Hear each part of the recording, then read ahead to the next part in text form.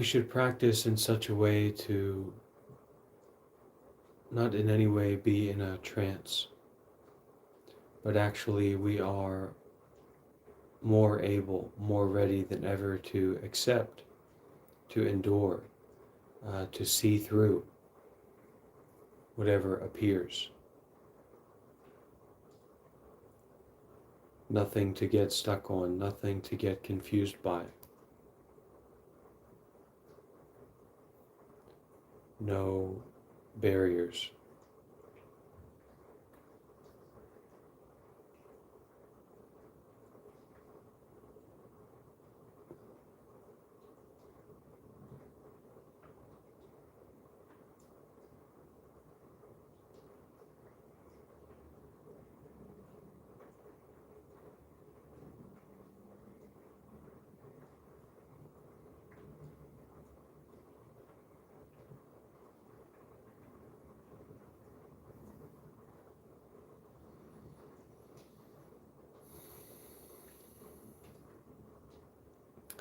It's difficult to break out of the shell of getting what we want.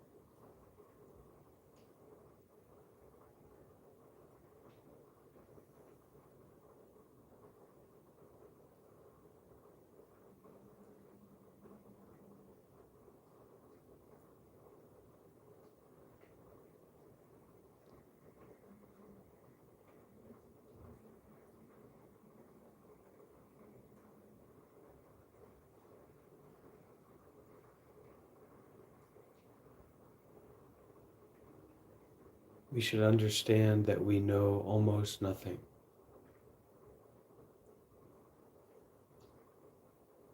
And every little sense, every little feeling of knowing and understanding, look right at it. That look exactly at each and every sense of grasping or knowing and look closely at it. Don't just believe in it.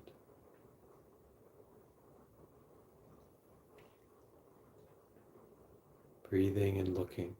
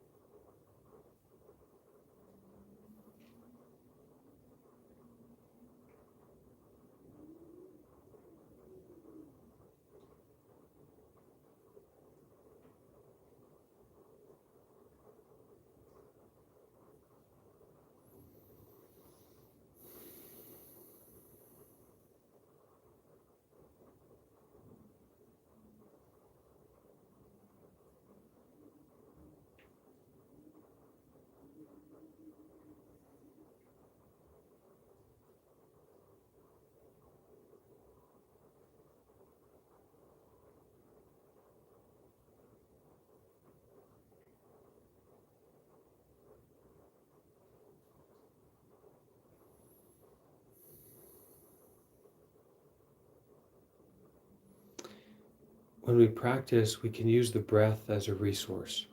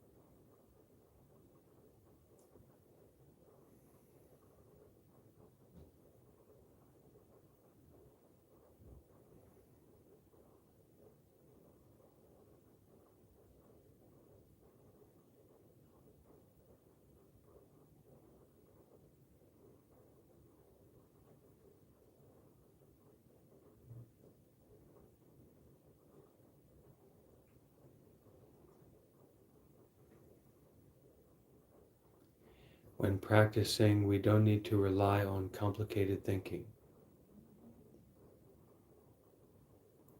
We also don't need to rely on any kind of success. This is the best place to fail. Just in the midst of failure, coming back to breathing,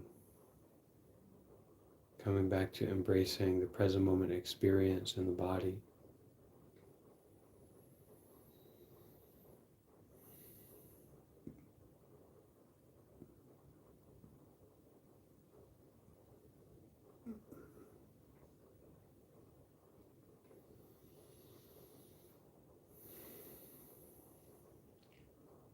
Trying to develop this mindset of not changing our mind, not doing this to get something or to become better, but that this is a moment of recognizing our true nature.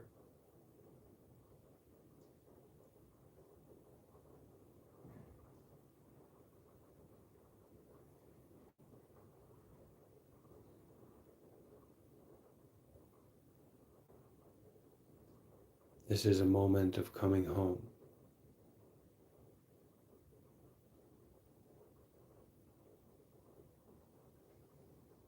And we come home not when things are easy, not when things are comfortable, not when it's going exactly the way we want it to go.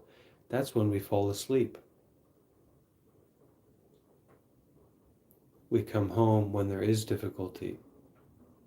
We come home when there is complicatedness, confusion.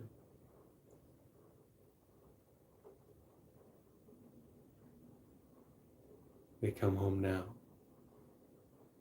just breathing.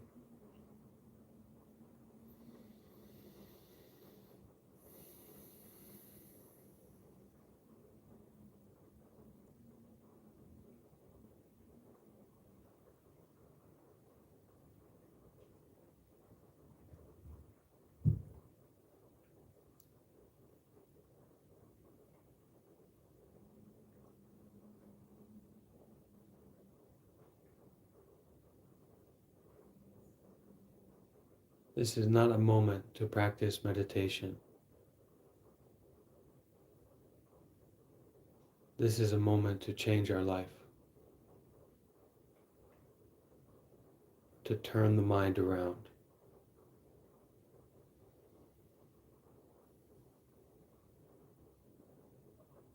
to just breathe and be aware.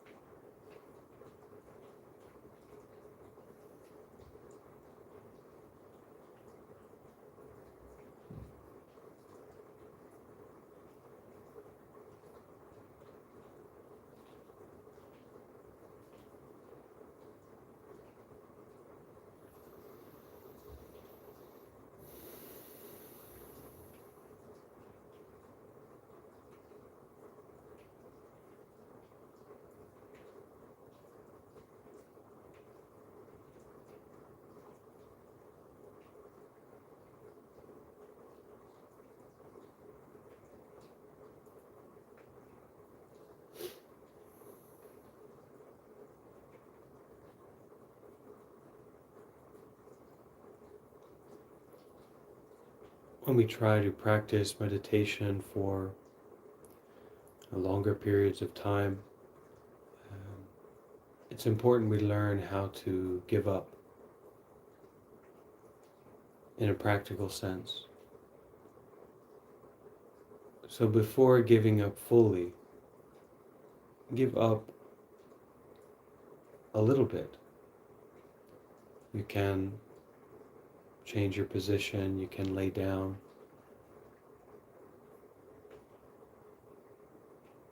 But we are here to practice, and we have the conditions to practice strongly, so don't be easy to give up coming back. Come back. Come back to the breath. Come back to the present moment experiencing.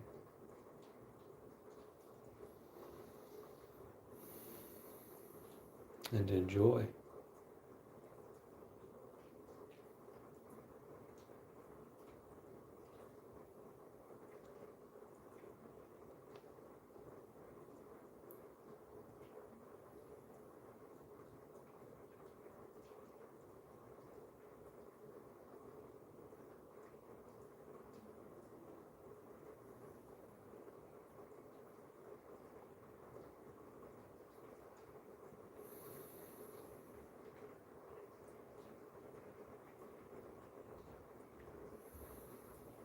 It's so limiting if we make this to be, I am meditating for this period of time and I'm controlling or staying with the meditation method. We will give up, we will get discouraged. But if we take this as a moment to change our life, to change our understanding, to come home to the right view, the right understanding, then it's a really special time that we can continuously make use of, moment after moment. Every failure point becomes a success point.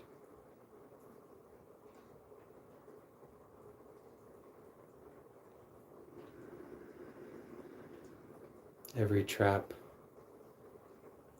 everything we get stuck in becomes an opportunity to free ourselves.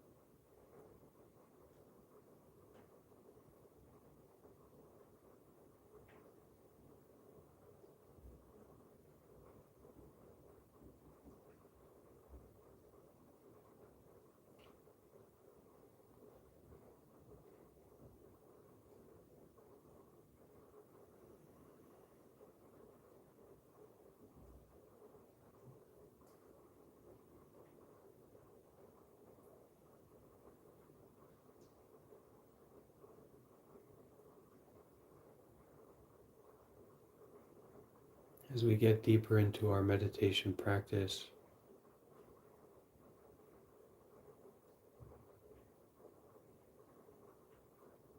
remember that you are safe, that you are protected, that you are naturally free.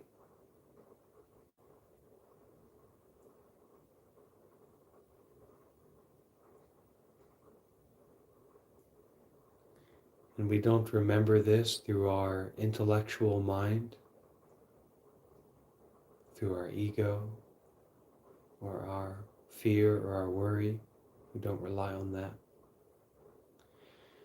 We remember this through our heart,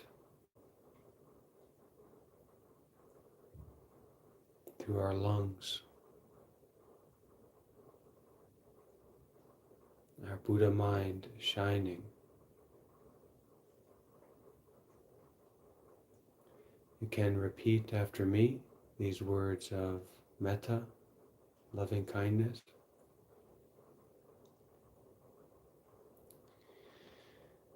May I feel safe.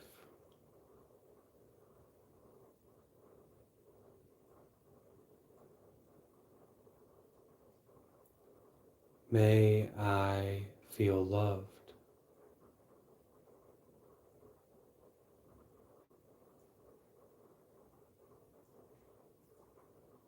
May I feel protected.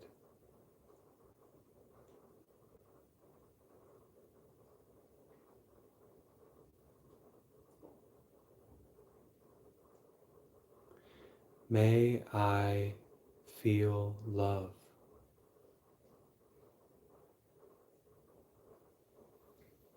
May I feel safe.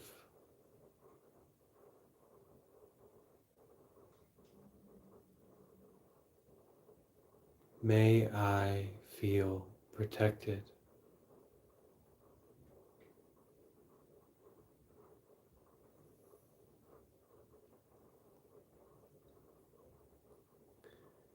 May I feel loved.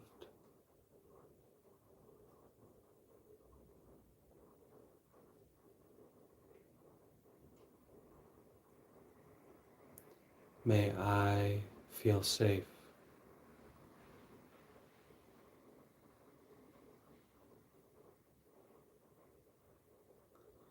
May I feel protected.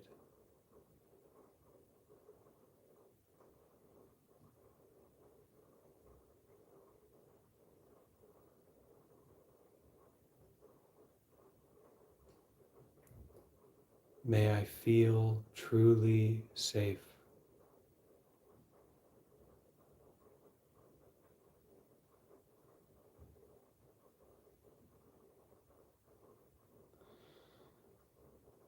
May I feel deeply loved.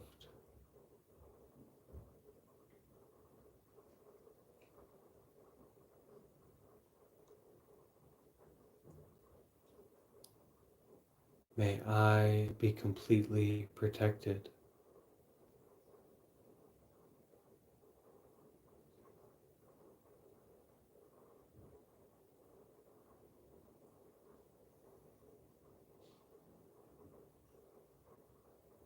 May I be safe, loved, and protected.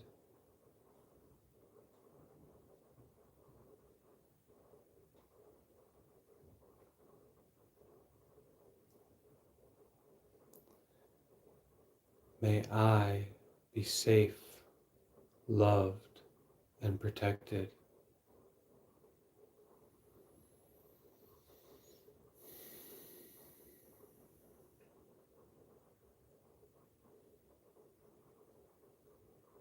May I be safe, loved, and protected.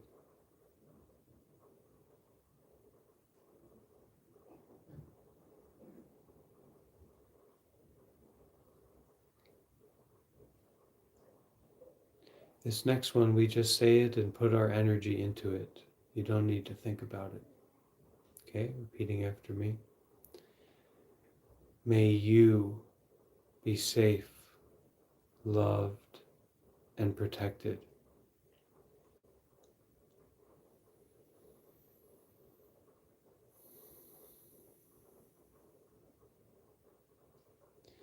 May you be safe, loved, and protected.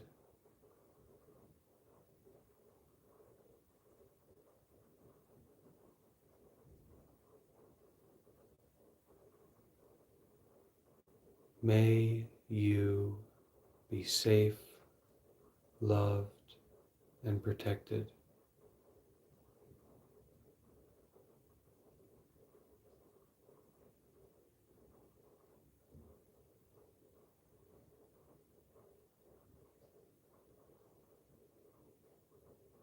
We can bring to mind someone we love very much.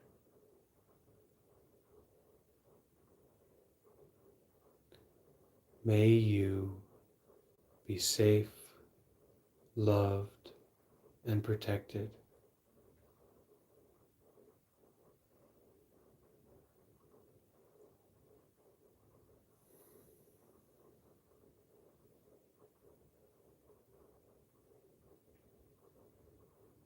May you be safe, loved, and protected.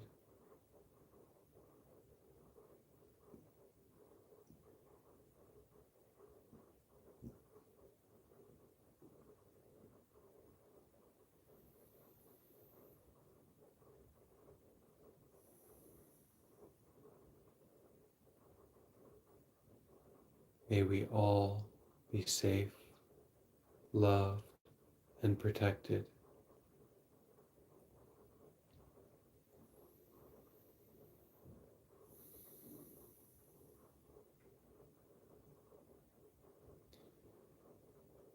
May we all be safe, loved, and protected.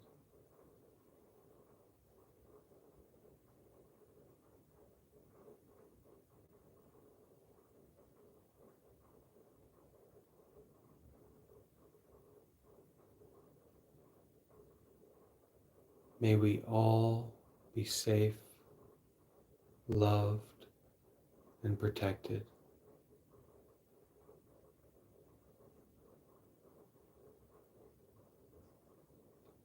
May it be, may it be,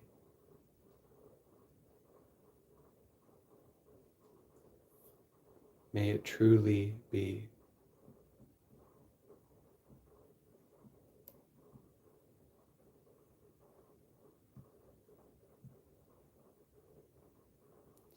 So at this time, we can open our eyes if they are closed. We can start to move our body a little bit. And we can massage our face and our head if that's comfortable for us.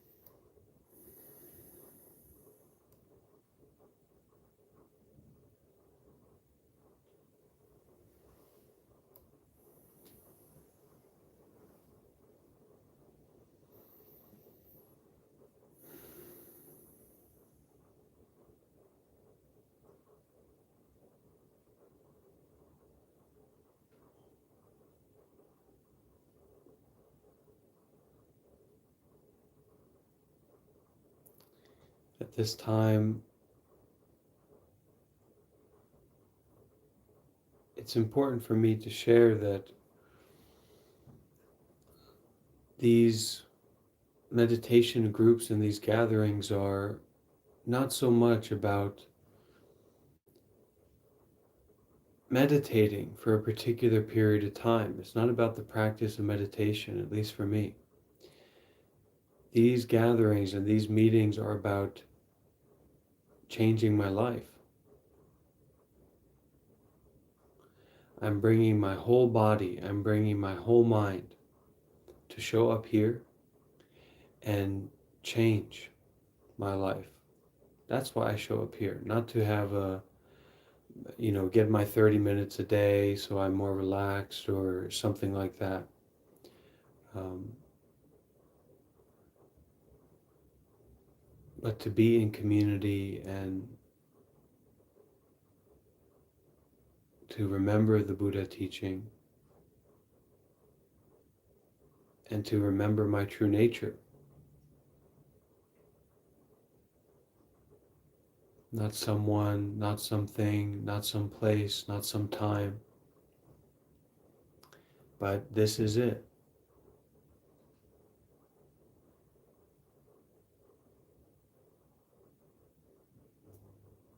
And so in that way, you show up as much or as little as you want.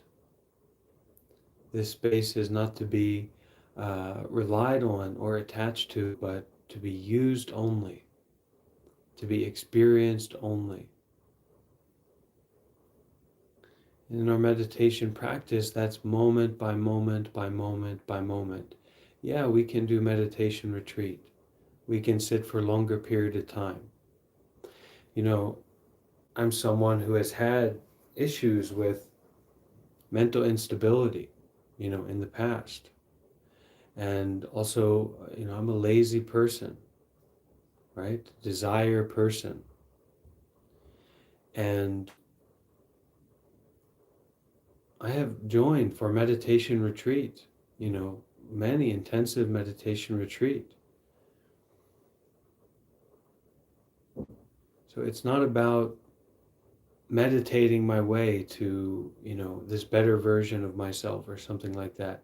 But I'm here to recognize my true self, my true nature. That's what I kind of mean by, I'm here to change my life, to recognize my true nature, to see my original face, and to embrace that and exfoliate that and enjoy that.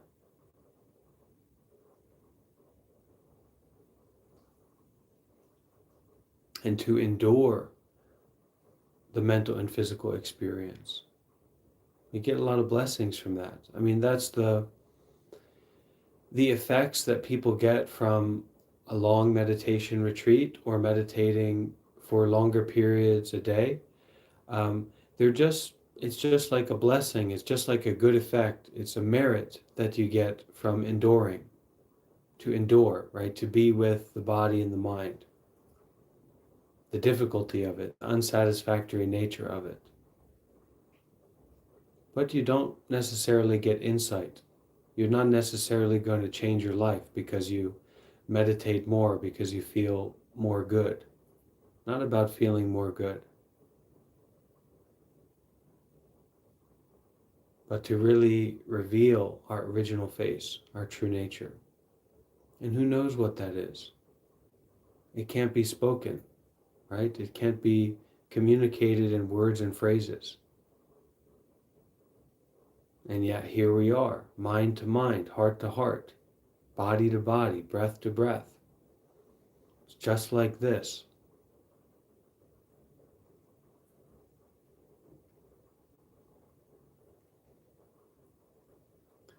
So as always, I'm very grateful for all of you and for this gathering and for this space, because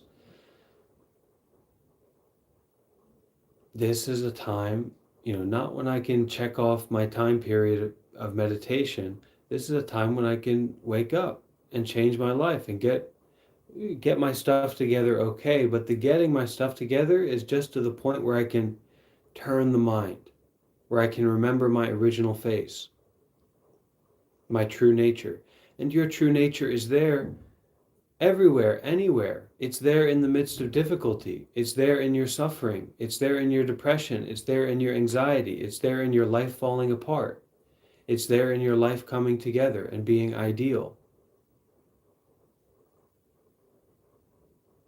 So it's not about positive or negative experience, but turning the mind, changing our life,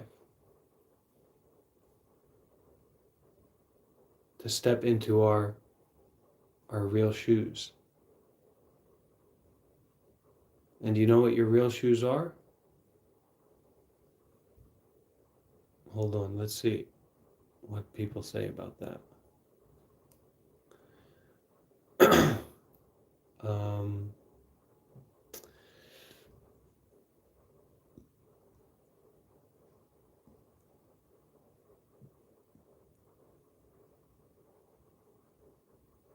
this is it. This is a happy moment. Okay, so what are your real shoes? Anyone have some answer to that?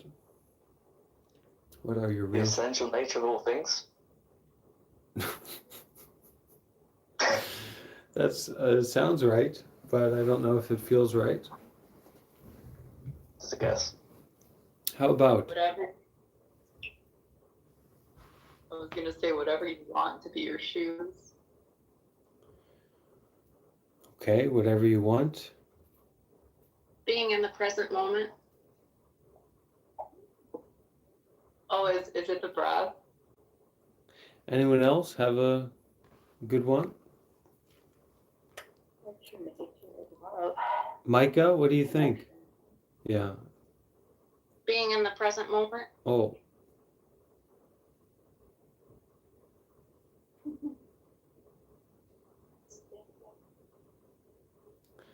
Well,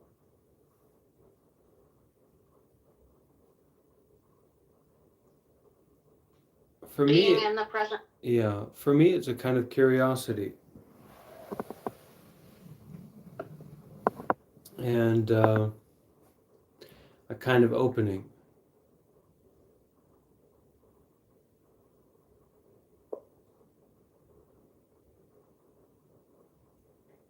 How about Sonia? What are your real shoes? Are they Gucci or Prada or? Mm-hmm. I younger I could dream about Oh. shoes like that.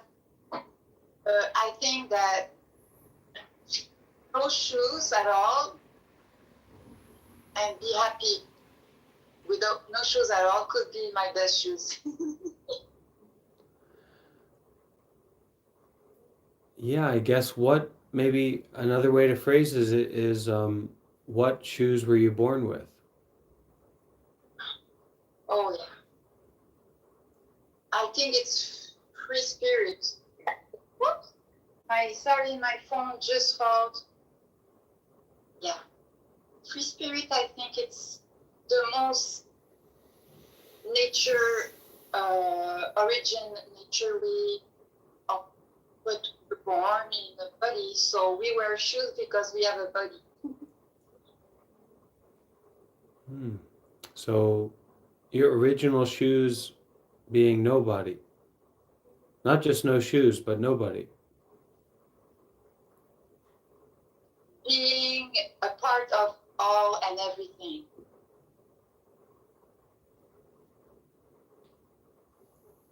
I think you could look at the entire body as a pair of shoes. So it's just kind of getting you around, right? When you really think about it. There's a Zen question of who is dragging this corpse around? Who is the one dragging this corpse around? I don't understand in English. Dragging? Drag to pull along this corpse. Oh yeah. Who is observing? Who is observing this corpse? Who is observing the observer? Well, observing the observer is a little bit a little bit spiraling. But in the Zen question, we're asking about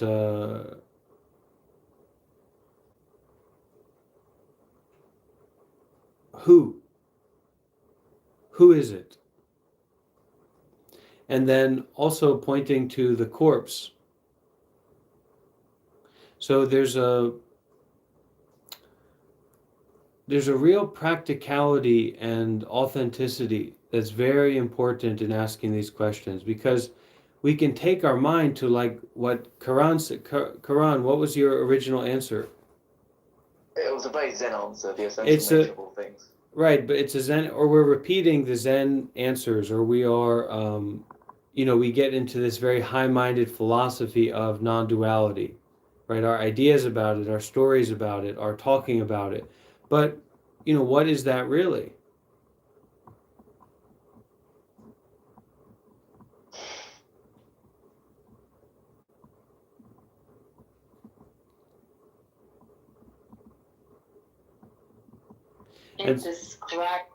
Indescribable, Kat?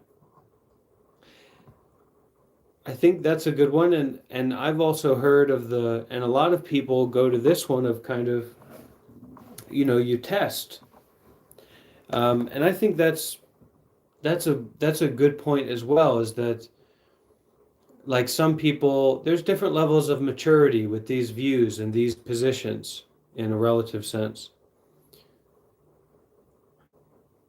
So for someone who says, oh, I've really, just a kid, just a young person who says, I've really got it, I really understand, I'm enlightened. And then, my answer would be to them, okay, go sit in a closet for an hour, for 2 hours, for 3 hours, right? If your spiral dynamics, right, if your non-Advaita Vedanta realization, right, your understanding is that pristine and clear, then go test it, right? And you'll find out. And I think that's good, but also there's the original nature, and that nature is also very practical of a corpse. So who is dragging this corpse around? So it has that who, right? It has that, the observing, the observer, etc., right? Onward to infinity. But it also has this corpse. So it's kind of taking on accountability for the practicality of the situation that we're in, right? We do identify with our body. We are self-fixated and self-involved, and at least that's my understanding. I feel like I'm that way. The corpse is how we experience our true nature.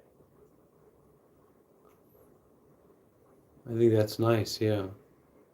So that the self, or this person I'm referring to, right, my desires, my fears, my mistakes, my successes, etc., is this corpse. Not something to be held up or believed in. I mean, you don't believe in a corpse, it's just a corpse. But that this corpse is my way, right? This dukkha, this suffering, is my way of realizing my true nature, seeing it, recognizing it. That's wonderful, Aaron. Thank you.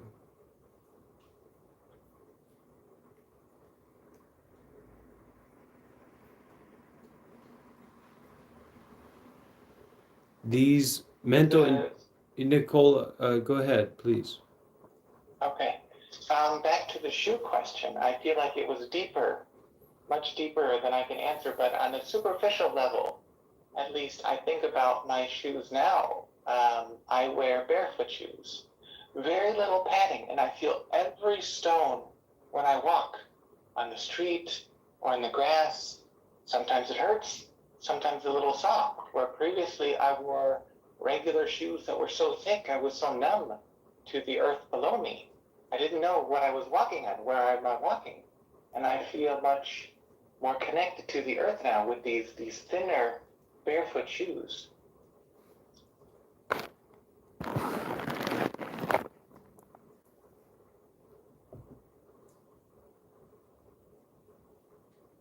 we also go through this with the mind when we start to meditate.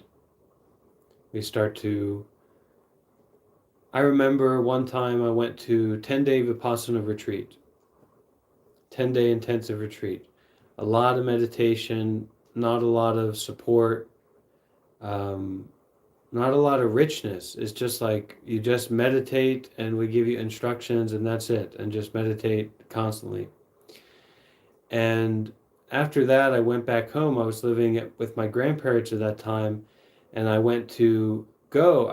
turned towards one of my great pleasures in life. My brain was a little bit scattered after that experience. I said, I'm going to make a sandwich and I'm going to go sit and watch some TV while I eat this sandwich, right? It's going to be great.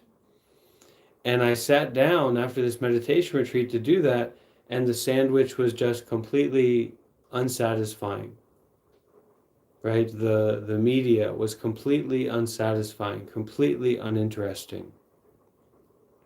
And I think that's kind of a meditation sickness. Over time, you get to enjoy everything. You know, that kind of issue doesn't come up so much, at least from what I've experienced. But I'd say it's kind of that you already know that thing is not going to satisfy you. So as time goes on, as your meditation develops, so you're not sitting in front of the TV trying to eat a sandwich and expecting it to satisfy you, because you already know when you're meditating like that it's not your interest. So when we start to put on these like barefoot shoes for our mind, right, we notice all the stones and all the strange thoughts that we have. We notice how crazy we are.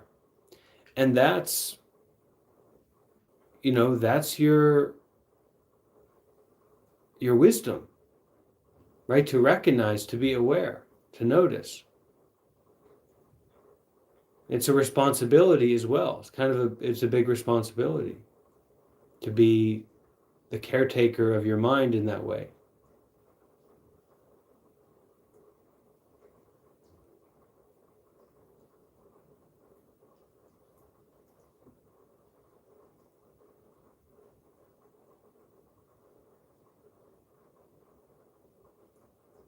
Abi, what's your Zen weather report over there? Weather report? Yeah. Well, What? weather report would just be the leaves have miraculously stopped. What? Yeah. I can't hear you. Well, the leaves were sort of blowing up. I straightened them and then they disappeared. The weather of your body. Oh. Whereas for the Zen question, I think answer would just be less. Whatever you think the answer is, it's less than that. Okay. That sounds pretty good. Yeah. I like that, yeah. Because there's a letting go involved, but there's also like a subtle, like you to see more finer things. That makes sense.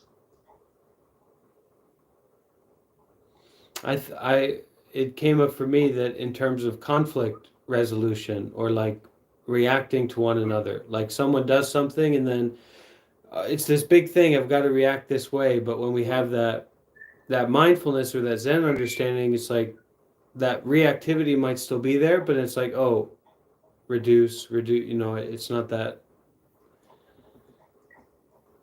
important to react like that, in a self-fixated way.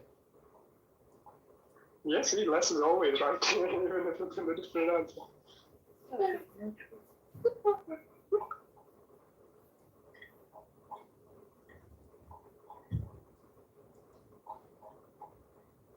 Bhante, Big fan. can you hear me, Bhante? You can use. Yeah. When we are meditating together, and when Katya, my little cat, she's hearing Bhante, she's coming near me. And if we are not meditating with Bhante, so alone. As soon as I start to meditate, she go hide herself very far. So I thought it was very fun that she comes radically when she heard Bhante.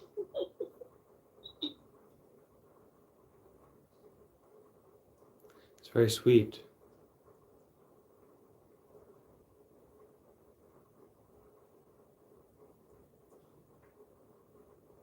My cats are all the way at home. I miss them very much. Show cats if you have any.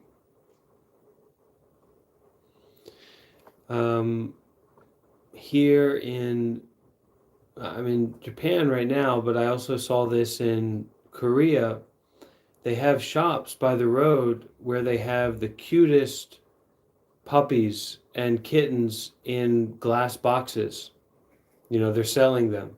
I think they're pretty expensive too, but it's unbelievable when you go into this shop and it's just boxes stacked on top of boxes of the sweetest babies and the sweetest puppies, and it's very precious. You can't I think it's not so easy to play with them. You're supposed to buy them, but it's very amazing to see the kittens, and at least appearance wise, and they're pretty happy. I don't know if they're playing with them a lot or feeding them, but maybe they're getting adopted a lot.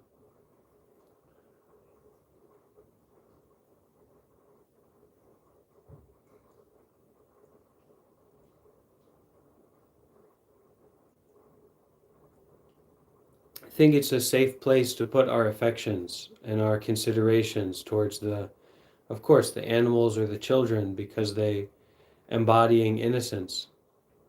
They embodying that moment by moment freedom. So it's actually we can learn from them. Animals, you kind of enjoy, kind of learn, but children in particular, there's so much to learn from them, from their way of being, the neuroplasticity that they embody. Um, I've gotten so much development in my life from, um, being able to work with children and support them and play with them and interact with them. I used to be very impatient, so I had a difficult time being around children. And then I worked at a daycare facility, and my attitude completely flipped. They kind of bring out, I mean, they remind you, like you were saying, they remind you of that almost like pure piece of you that is just completely unbothered by any lies you tell yourself. It's so beautiful to see. They're just so pure. They're too free to be bothered, right? They're too pure to be bothered. And our true mind is like that.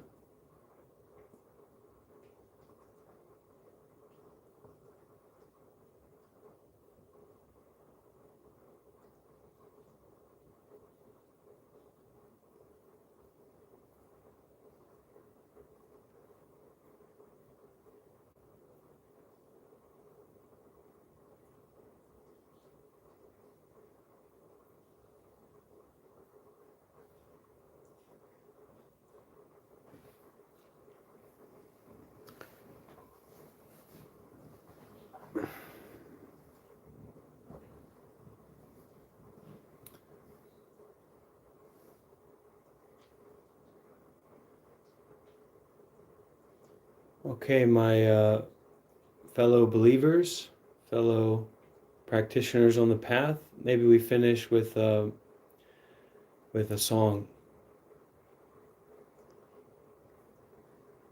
Um, let's see which one here. No coming, no going? I think I can. I think we can do that one. Let's see.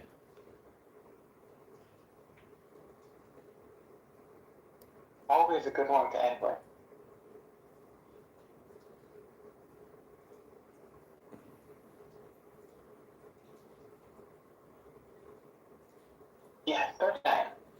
Okay, you're going to lead us? Oh, okay. I think I could probably try that. Yeah, you've got it. No coming, no No going, going, no no after, after, no no before. before. I I hold hold you you close close to to me. me. I I release release you you to to be be so so free. free. Because Because I I am am in in you, you, and and you you are are in in me. me. Because Because I I am am in in you, you, and and you you are are in in me. me. Okay, my friends, thank you all so much. May we finish with 3 sadhus, okay?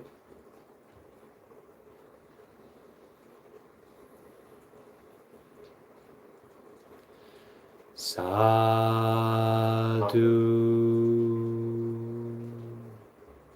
sadhu, sadhu.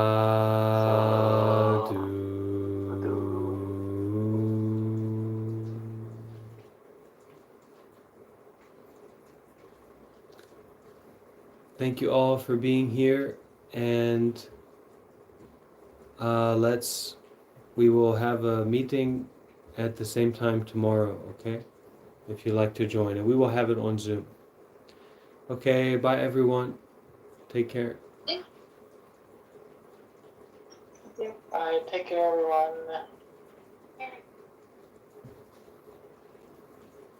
And YouTubers, maybe you can make your way to figure out about using the Zoom. We've got the link in the Discord, but you can also send me a message or reach out to me, and I'll try to share the link for joining the Zoom meeting, okay? All right.